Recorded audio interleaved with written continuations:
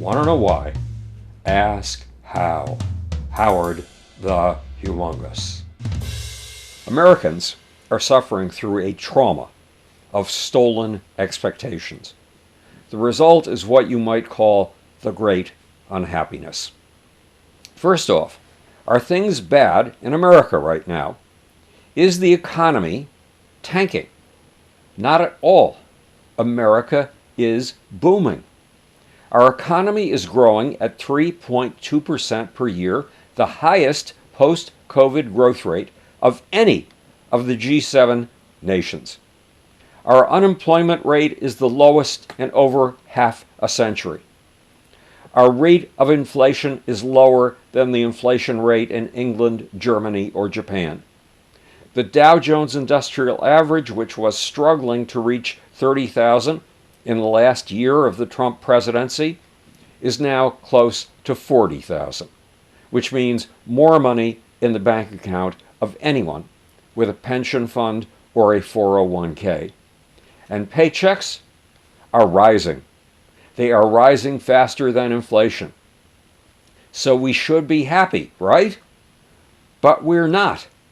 Yes, a whopping 78% of us are very or somewhat satisfied with our lives. An astonishing number. But there is a darker side. In 2022, America was one of the 11 happiest nations in the world. Now, a mere 2 years later, America has fallen to the 23rd slot, below Costa Rica and Kuwait. And a February Gallup poll revealed that Americans are the unhappiest they've been in nearly 30 years. Pew Research agrees. 58% told Pew that life in America is worse today than it was 50 years ago. Why all this unhappiness when the economy is soaring? Because of something called the J curve. The J curve shows up when your expectations have been rising and suddenly your expectations are blocked. In laboratory experiments, rats were put in a maze that looked like a single lane in a bowling alley. Every time the rats ran from the starting point to the maze's end, they got food. This was done over and over until the rats had a solid expectation of food at the end of their run. Then the experimenters pulled a nasty trick. They put an electrified grid across the alley just before the feeding point.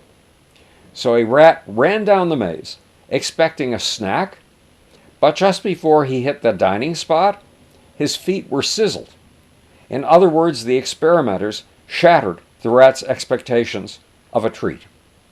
This drove rats into depression or a fury. The J curve works in geopolitics. When a people's quality of life has been improving for a long time, then is suddenly stopped from getting any better, or is sometimes even shoved backwards.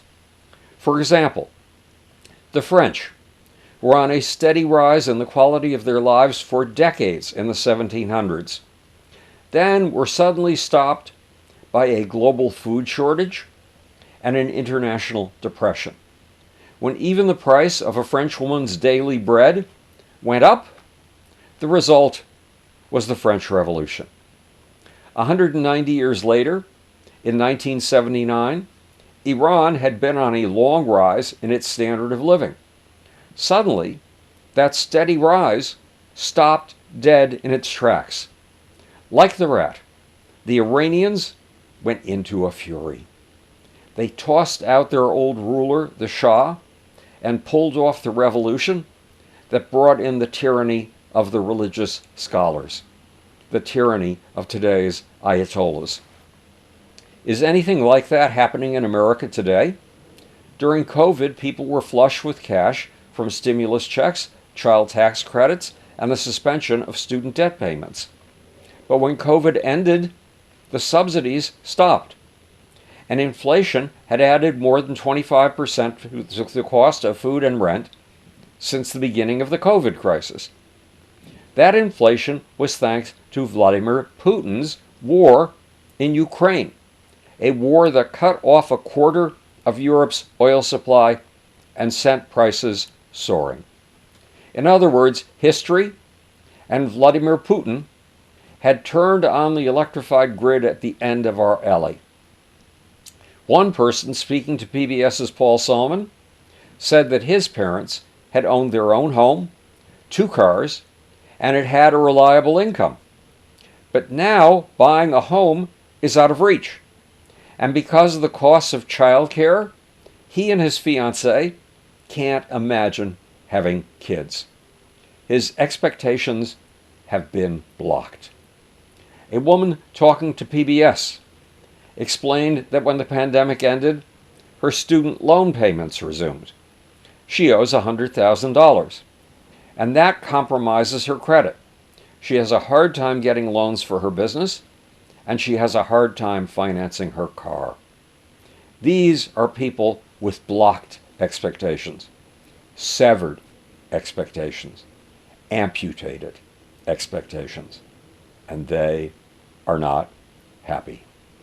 This is Howard Bloom speaking from the future. It's your job and my job to make. Or, want to know why? Ask how. And now for that infamous off button.